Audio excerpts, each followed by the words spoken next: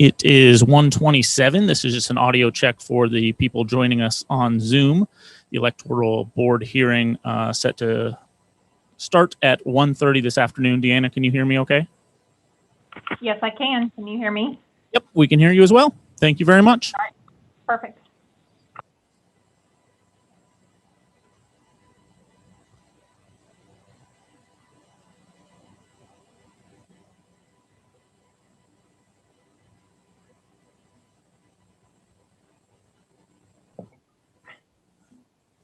Deanna, Yes. welcome to Urbana. Thank you. I guess Nice it's welcome commute, back, wasn't it? right? What? I said, I guess it's welcome back. I used to live on Lincoln, so. I know. Good. I'm gonna mute myself. I usually do, and then I'm gonna go silent. Okay? Okay, sounds good. Okay.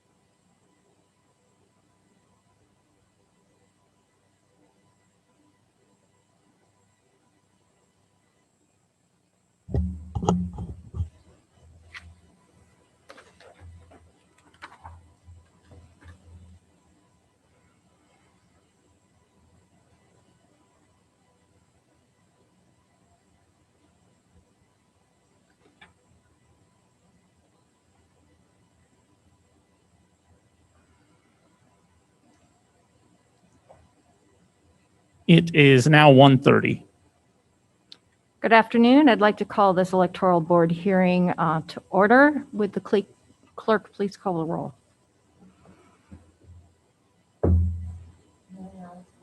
Here. Here. All right, the first item on our agenda is for public participation. Public participation will be limited to 3 minutes per caller for 30 minutes. I'd like to remind the public that we are the Electoral Board, and as such, you should address your comments to the two cases that are currently on here. Those are case number 2021, Landorf objection to Jones III election petition, and case number 2022, Williams objection to McDonald election petition. So if you'd like to address the board, please raise your hand at this time. Okay, so the first person is Sophie. Sophie, can you please state your name for the record? My name is Sophie Mine. I live in Ward 5. Okay, you have 3 minutes.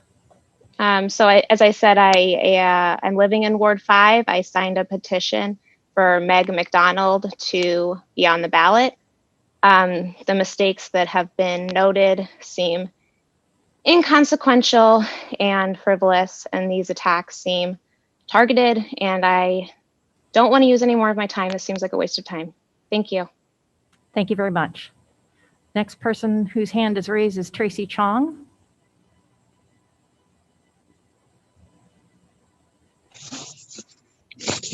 Hi, can you hear me? Yes. Hi, I'm Tracy Chong from Urbana. I'm speaking today to say that the objection by Wayne Williams against Megan McDonald for the candidacy for Ward 5 should be immediately dismissed.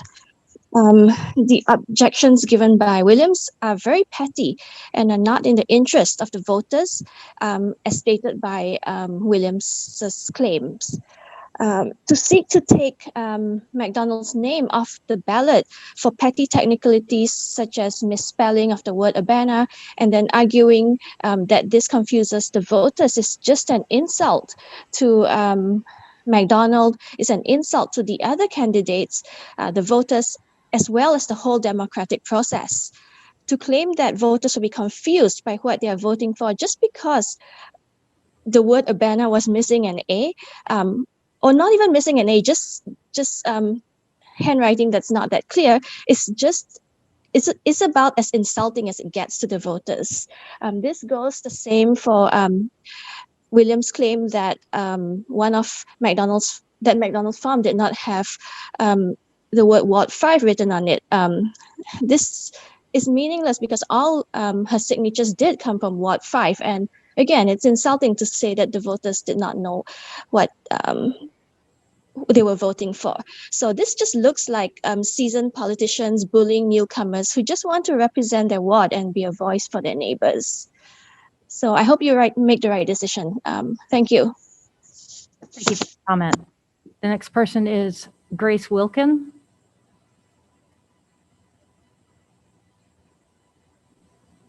Hi, can you hear me? Yes. This is Grace Wilkin. I'm a resident of Urbana, and I just wanted to call in support of ballot access. I think that the system seems pretty discriminatory and perpetuating an imbalance of power. The whole paperwork and filing process is vague, and in the city, there's no resources to navigate the system. It seems like it's set up so that everyone files something kind of differently, and only certain people who are already in power know the secret code to do things. And those in power pick people who they see as the highest threat to their power and challenge their petition over minor issues that were not clear to begin with. So I think this is a system that is keeping people out of participating in our local government, and that challenging Megan's petitions over technicalities is a way of blocking ballot access and denying the people of Urbana Ward 5 the right to vote for the candidate of their choice. So please let Megan be on the ballot so that the voters of that district can decide. I also find it quite strange that there's the same attorney from Chicago that's used in both of these cases. Just find that really strange. That's all. Thank you. Thank you for your comment. The next person is Christopher Hansen.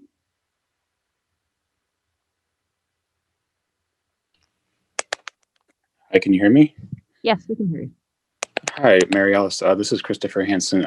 Has this electoral board made a determination to follow different public input rules than the recorded ones for the city of Urbana?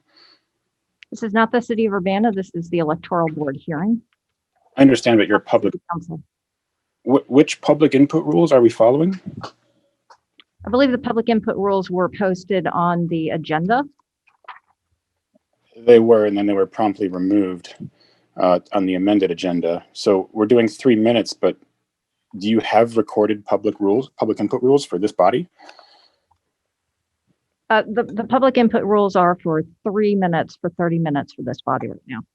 Okay, it sounds like you're not following any recorded rules for public input. So you may be starting this hearing off on a bad foot. So, I mean, the city is already facing one OMA lawsuit. I'm not sure why you'd want to be doing this.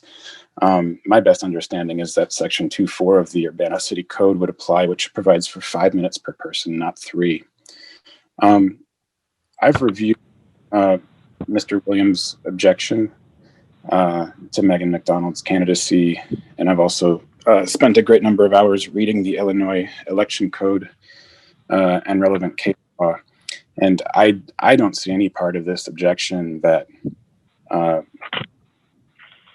meets any of the intent or stated requirements to show that McDonald has in any way violated the election code.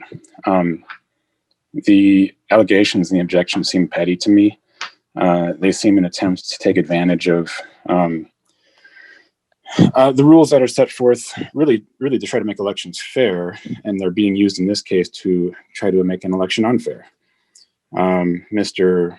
Williams' petition alleges that placing Megan McDonald on the ballot, frustrates the rights of the voters to make meaningful choice as to their options.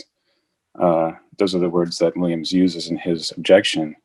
And I think what is happening here at this hearing in this objection frustrates the rights of the voters. I think a system of convoluted rules that would allow for someone to get someone kicked off the ballot frustrates the rights of the voters. and a process that forces a qualified candidate to jump through these hoops, frustrates the rights of the voters. So I don't see any part of this that is in the interest of the voters of Urbana or the voters of Ward 5. And the fundamental claim that's being made here by Mr. Williams is that the voters of Ward 5 were too stupid to understand what they were signing when Megan McDonald was clearly running for a city council position in Ward 5. Those voters could not have signed a petition for a city council member in any other ward, and Megan McDonald could not have run in any other ward. There's no question about the clarity of what was happening. So Thank you for your input. they dismissed. Yes, Chairman Wu, this is Deanna Moore. Can I interrupt for just a moment, please? Yes. If we could go back and perhaps adopt the revised amended agenda and the rules of the board prior to finishing, if we can take C, D, and E on the agenda prior to finishing the public comment, I think that would be applicable at this point. So are you asking for us to, we did roll call. We did call the Right. order. So C and D, you're asking to move those where? C is, do you have the revised agenda, the revised amended agenda, it says at the top? I think it was emailed earlier. I have one that was sent this morning. Okay, so C should be to amend the agenda, so adopt that amended Not agenda. on my agenda, sorry. Okay, so hold on a minute. Let me share my screen and I can put the agenda up on screen. Hold on one moment. I'll need to pull it up.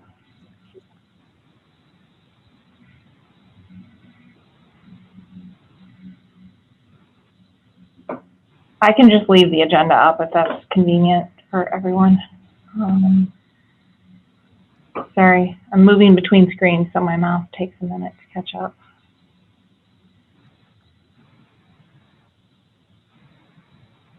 I was able to pull it up. I have it. You have it? I do have it here. Okay, I apologize. Thank you. All right, how would you recommend that we get this meeting back on track? So let's adopt the amended agenda, and then if necessary, we can restart the comment period.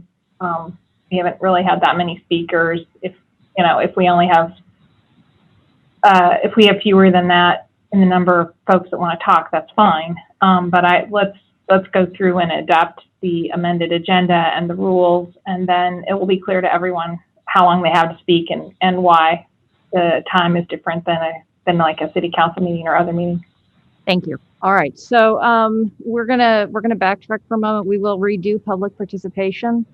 I am working off of a revised agenda that has call to order, roll call, amend the agenda, adoption of the rules, appointment of the hearing officer, public participation, public hearing, outline of proceedings, discussion, and recess. Those are the items on this agenda that I'm looking at right now.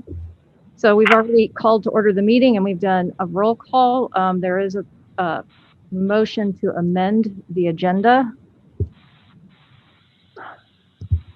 And I'll make the original motion to amend the agenda if that's what you would like. Yes, that would be great. Phyllis, you're the only other person here. Would you second that? All right. Then will we have to do a roll call for each one? Yes. Yes. Yes.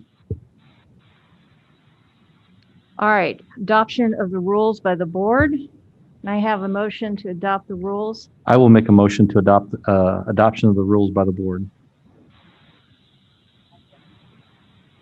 The clerk, please call the roll. Yes. Yes. All right. We will appointment of a hearing officer as of December 5th for Ms. Deanna Moole. And I will make a motion to appoint Ms. Deanna Moole as the hearing officer as appointed by this board. Will the clerk please call the roll? Yes. Yes. All right, we will If we- restart. Yes, go ahead. If we could have the chair announce the vote, because we're unable to hear the clerk voting, I apologize.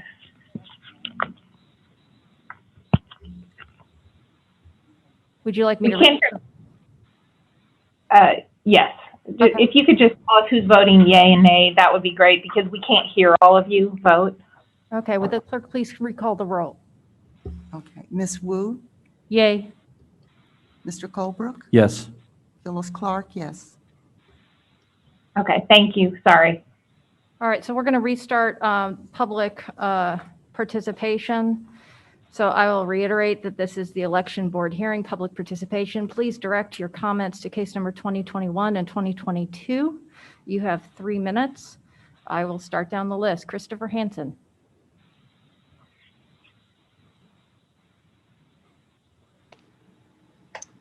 Hi, can you hear me? Yes. Okay, so I'm still wondering, where are the recorded and established public input rules for this body? And what determines 3 minutes? I've not seen this on the agenda. So we have something called the Open Meetings Act in Illinois, and it determines and requires how public meetings go about. So it's really unclear to me what you're doing here, and this whole meeting is inappropriate. I mean, I'll go back to talking about the actual objection. The case law cited by Mr. Williams does not seem to apply to this case in any meaningful way. The Sapolsky case was in regards to an issue where someone didn't specify which of multiple at-large vacancies they were seeking election in. The McDonald case is nothing like that.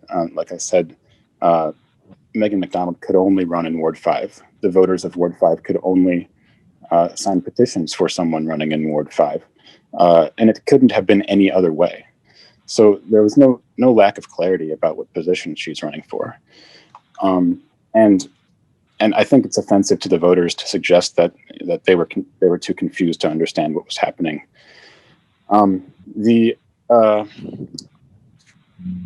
other case is entirely different as well in this case law, and it's not clear to me what Abraham Matthews, the person who authored the lawsuit, how he thinks these actually apply in any way. I have noticed that Abraham Matthews also circulated petitions and gathered signatures for Chandra Bishop, who is, clearly partnered to Mr. Williams. So it seems to me what's happening here is a disingenuous argument is being made to try to tamper with, an opponent in an election. So I'm going to, I guess, end my input by suggesting to the board, this electoral board, that you make a little bit clearer to the public why it is and how it is that you're composed of the members that you're composed of. My understanding is both the public, the objector, and the candidates being objected to have very, very little information about how this process works and everything. So maybe you guys could start by explaining who is on the electoral board and why it is that way, because the Illinois statute is pretty specific about the makeup of this board.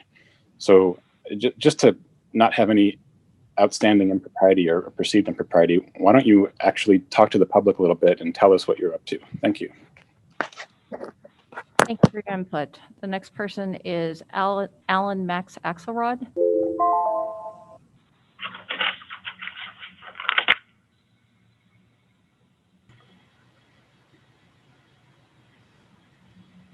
Can you hear me? Yes, Should I appropriately announce myself, or may I start? It looks like I'm starting. you may start. All right, my name is Alan Max Axelrod. I live in the city of Urbana, and I must say that I am pleased to say that I have seen more rigor from a fifth grader Urbana school student's book report than I have from this objection. If I may draw your attention to the statement of candidacy, there is but a separate field for office and a separate field for district. And the objection did not include the statement of candidacy as listing an incorrect office. And now, if you look at the primary petition, it does not list district. It lists office. And by the city's own process and from the objector's own admission, the office is Alderman and the district is Ward 5. So either all municipal candidates need to recanvass in order to have appropriately formatted petitions that uphold Illinois law should the objector actually be correct, or the objection is baseless and must be thrown out. I'll conserve everybody else's time. Have a good day. Thank you for your input. The next person up is Barber.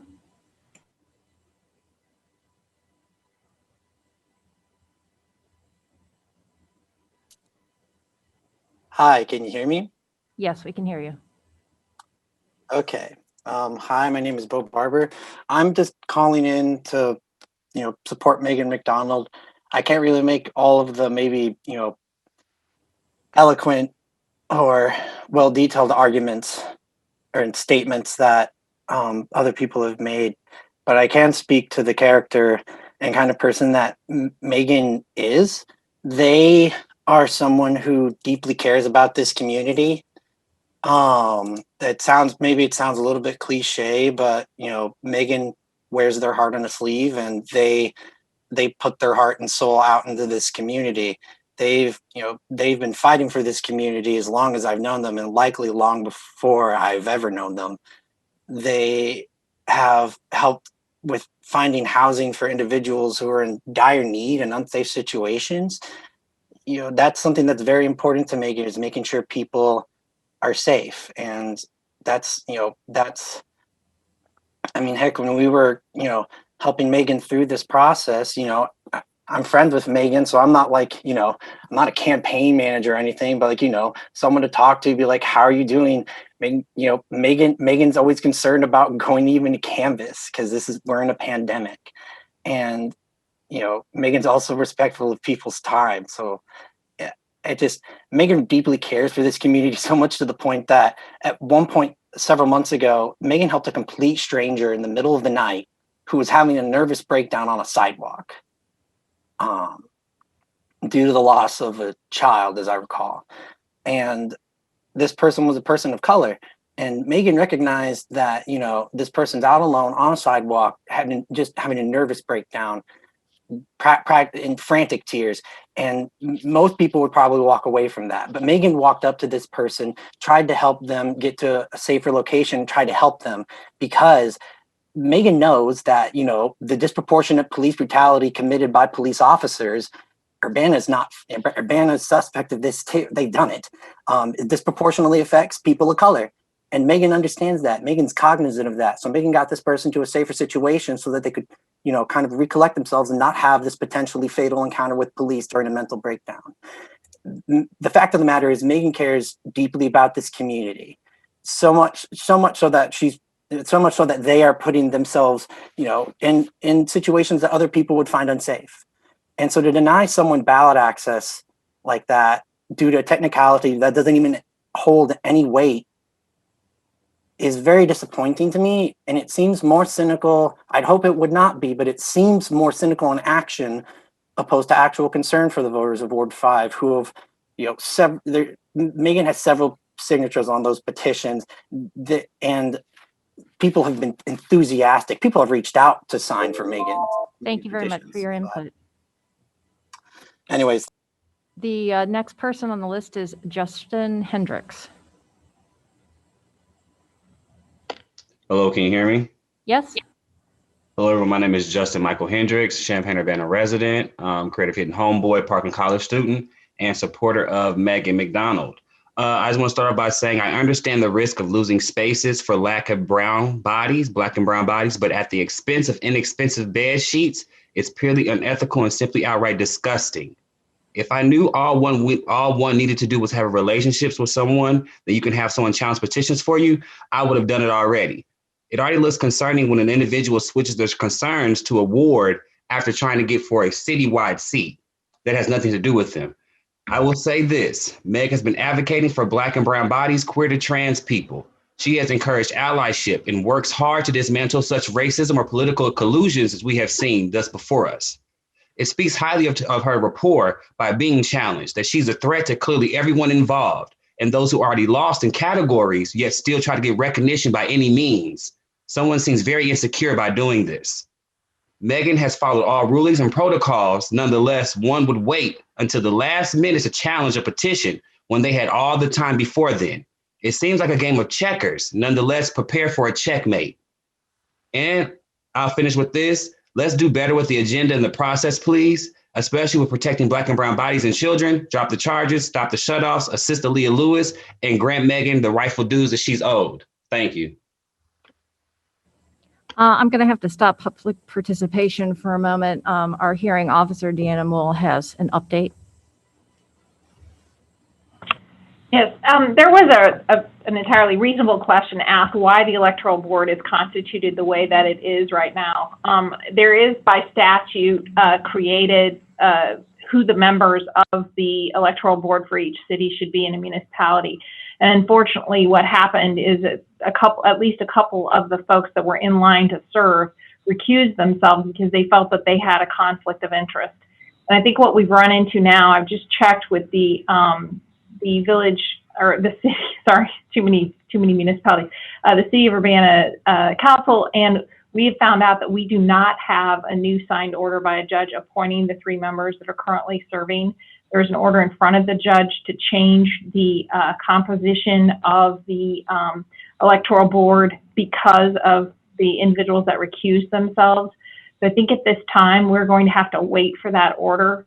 So we're going to have to recess the meeting until we receive that signed order. And I'm going to leave it up to the members of the Electoral Board to figure out what makes sense if you want to give the judge the entire day and recess until about 8 in the morning, or if you want to try and, come back at like 4 or what you want to do. But until we get that signed order, we need to delay the meetings, unfortunately.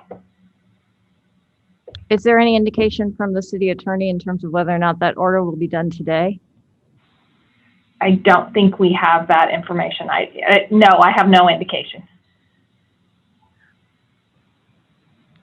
And we have to reconvene within 24 hours. Is that correct? Yes, Madam Chairman. Do we need to vote on what procedure we're going to do, Phyllis?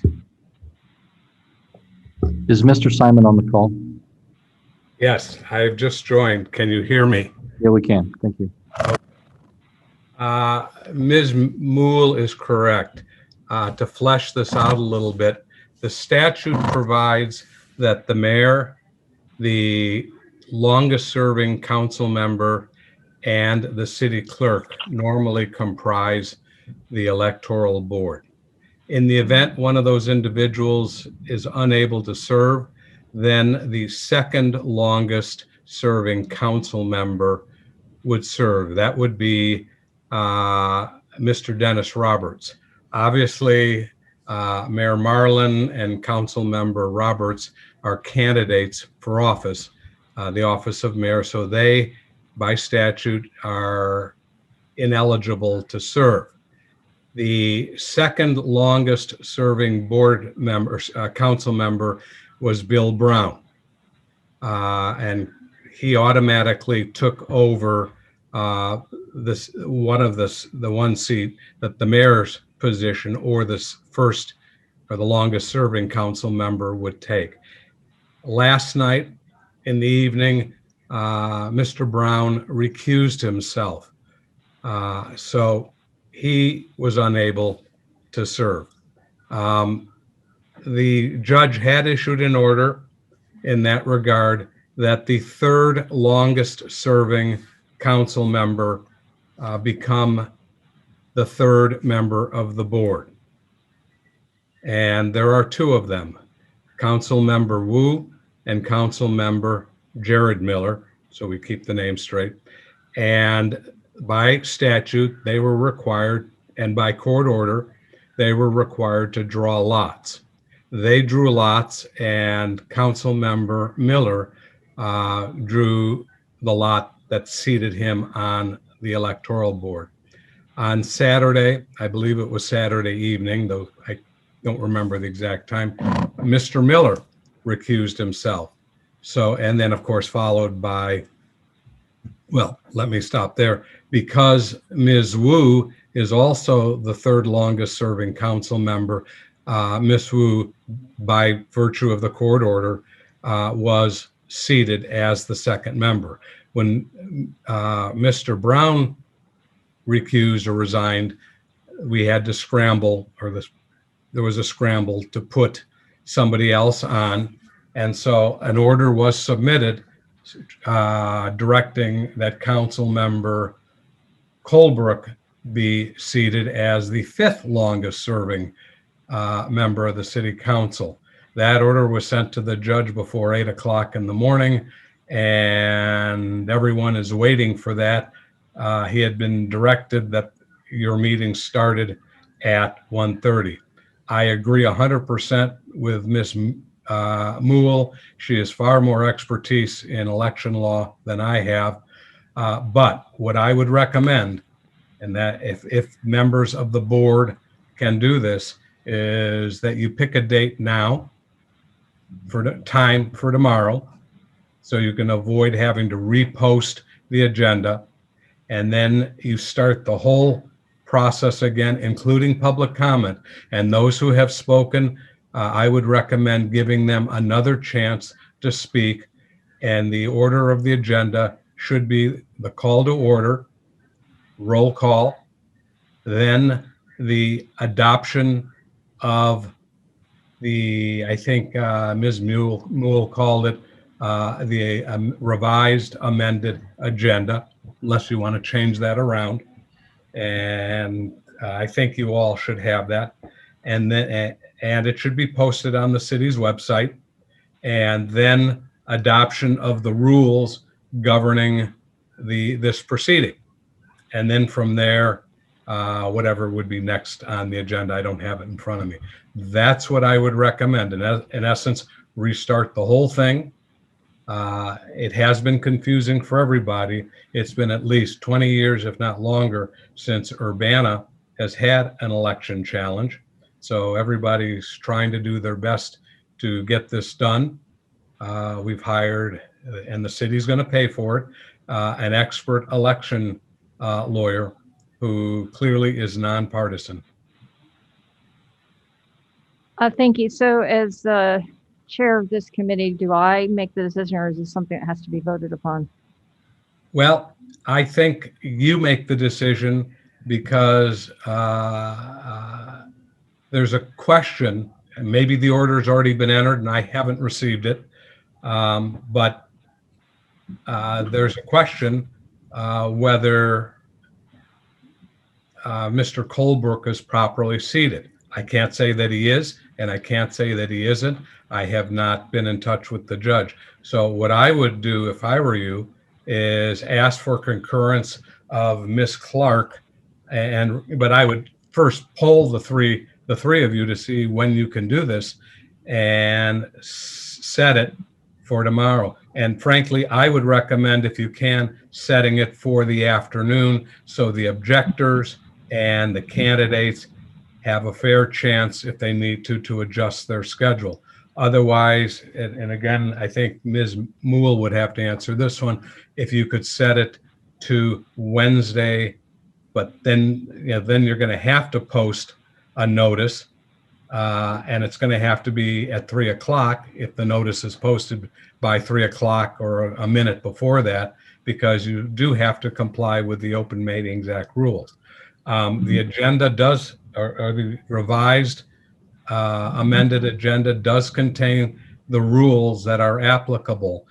Again, Ms. Moole is absolutely correct that the city council rules are irrelevant until the board adopts them. Urbana City Code Section 2-5 with the changes that are outlined on the agenda.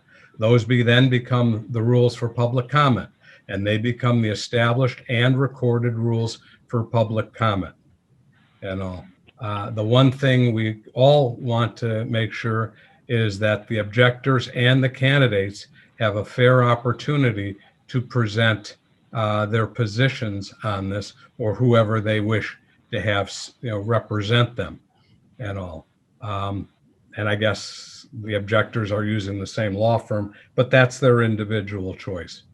All right, thank you. So Deanna, since you're the hearing officer, is there a time tomorrow that works in your schedule?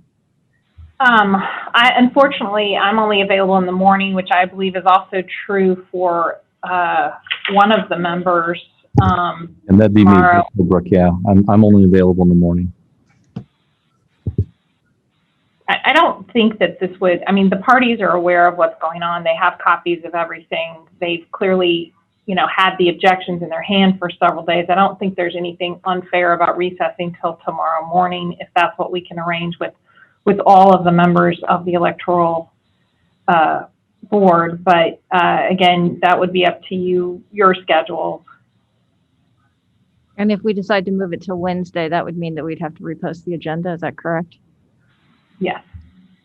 And Depending on what time, well, yes, you would have to, Ms. Mule is absolutely correct, because it's 24 hours recess, up to 24 hours without reposting. And since we don't know how long any of this is going to take, because it's taken 20 years for the city of Urbana to do this, my issue for tomorrow is I'm only available till about 11:30. Hello? So, that only gives us a few hours in the morning to get it done. And in that light, I can move stuff around in my professional schedule on Wednesday and be available all Wednesday afternoon. But we would have to post the agenda. Mary Alice? Yeah, I'm only available till 10 a.m. tomorrow morning. I can rearrange the afternoon for Wednesday. Ms. Clark? We can reschedule. We can repost the agenda. It wouldn't take that much to do that in order to be able to meet the requirements of the Open Meetings Act. Okay. So could we do sometime Wednesday afternoon? Yes, Okay. or whatever time is convenient for you all. I would say whatever time meets the Opens Meetings Act requirement. I think Mr. Simon has something to say. Yeah. So everyone doesn't have to, maybe I'm being overly cautious, but so everyone doesn't have to, risk coming into the building. Would it be objectionable? Obviously, it's up to the members of the board to conduct this entire meeting through Zoom.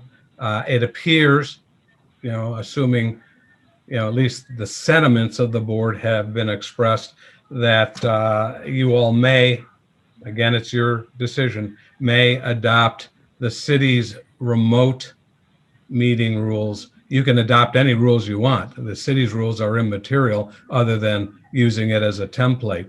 But if you adopt the city's remote public comment rules, which is Urbana City Code 2-5 or ordinance number 2020-09049, and go fully remote. But again, that's all up to you. It's just a suggestion. Deanna, before we move forward, are you available on Wednesday afternoon? Yes, Madam Chairman, I'm free the entire afternoon. All right, well, I think we should reconvene on Wednesday afternoon. Shall we set a time now? Do we need to take a vote on that as a board, or?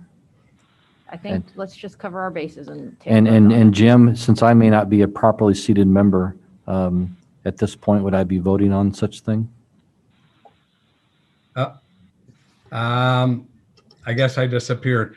I think the chair, with the consensus of Ms. Clark, that would be the way to do it. There's a question whether the meeting is properly constituted, and so you don't have to fight it out on that question. Recess the meeting. Obviously, the agenda and the notice of the meeting have to be posted 48 hours. I don't know if the Wednesday date time works, but 48 hours based on my computer or my observatory time. Right now it's 20 or 2:07, so you'd have to post it before now. I mean, right now, or post it for 3 o'clock if you want to start at 3. Otherwise, you may be looking at By Thursday. 3 o'clock and have it, and we'd be available by 3 o'clock Wednesday afternoon. 3 o'clock. Yeah. Yeah, and then if it goes longer, then let's say you want to stop at 5, you can stop at 5 and recess to the next day. I guess that's Thursday. There's another thought you might want to consider as a board once we have the court order, and that is there are municipalities that allow somebody like Ms. Moole to actually run the meeting. And walk you through the process, run the meeting, take the presentations from both sides. In this case, I guess there'll be 2 sets of presentations, one for each candidate/objector, one for mayor, one for Ward 5 presentations, and then prepare a written report with a recommendation based on her knowledge of election law. And then you all would debate it, discuss it, and vote on whether to sustain or overrule the objections. But again, that's a suggestion. But as I understand it, the city attorney in Champaign pretty much runs the hearing. As I say, they have a different process there. Apparently, they've been through a lot of election challenges over the years. As I said, this is our first, at least in 20 years, if not longer. I'm out of town all Thursday. Okay. Are you one of the people involved in the case? You're not available Wednesday afternoon? We can't do Wednesday morning. Is there any, since this week seems to be an issue, is there any harm of pushing it into the following week? Now, you can't do that. Well, for one thing, you have a statutory time frame when you need to start meeting, which kind of is today. And then secondly, the ballot has to be certified next week. So we have to get this done this week, sooner the better, because you also want to give candidates, if they, want to appeal, a chance to do that, the board's decision. You could recess. For just one moment, are we allowed to do it in the evening? As far as there's nothing that prohibits you meeting in the evening. Are people available on Tuesday evening?